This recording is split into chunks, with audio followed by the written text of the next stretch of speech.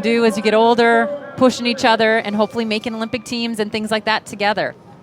That's Quincy Downing for Tiger Olympians.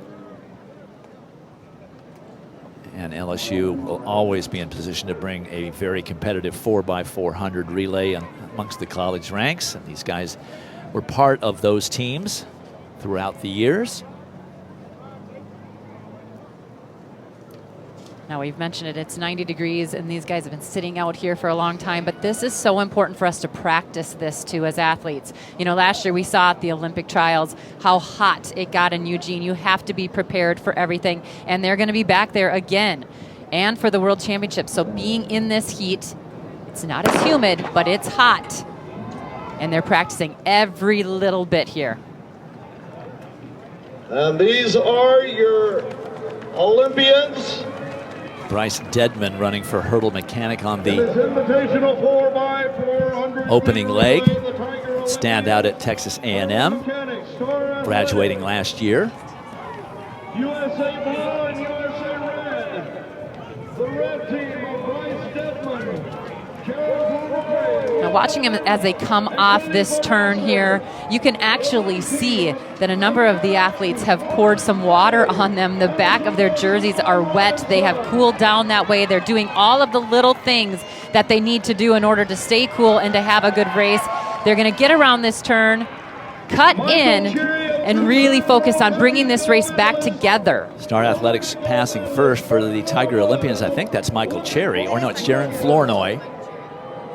No, it's Michael Cherry for Tiger Olympians. He was on the Olympic team last summer in Tokyo.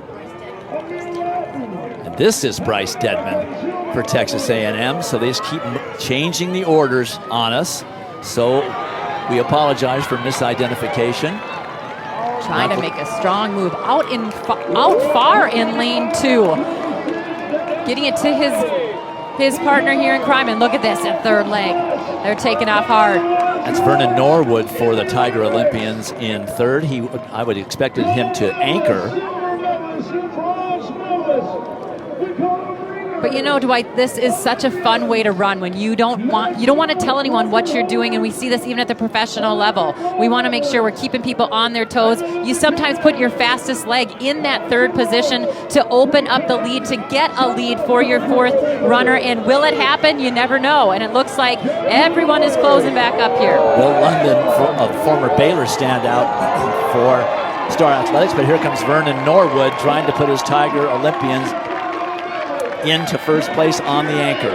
Always fun to see some of these older names come back into the sport. A lot of athletes and a lot of spectators are out there watching these guys that they've watched for years, whether it was the SEC or at the NCAA championships. That is Tyler Terry for the Tiger Olympians. And for Star, that is Khalifah Roser.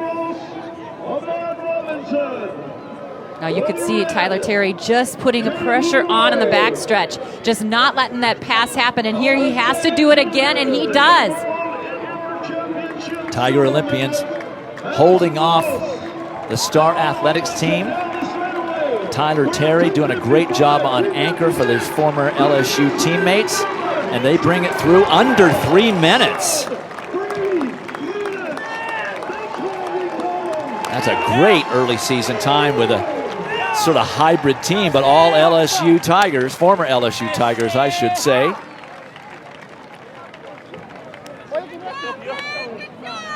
There won't be many teams in the world that will run faster than that this year. National teams, 2:59.73. That is some running.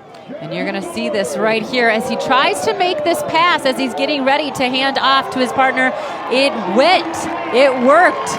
He's doing it. He's building up a little bit of distance here in this final pass. And watch this finish, though. There was an exchange in the leads as the Tiger Olympians take off, hold off on that final turn. But look at this right here. He can't give up. He had to lean a little bit. And wow, breaking 3 minutes. Awesome run. Meet record, but not a stadium record. There have been some fast 4x4s in this stadium. Anchor for Tyler Terry, 45.3. So I'm thinking it might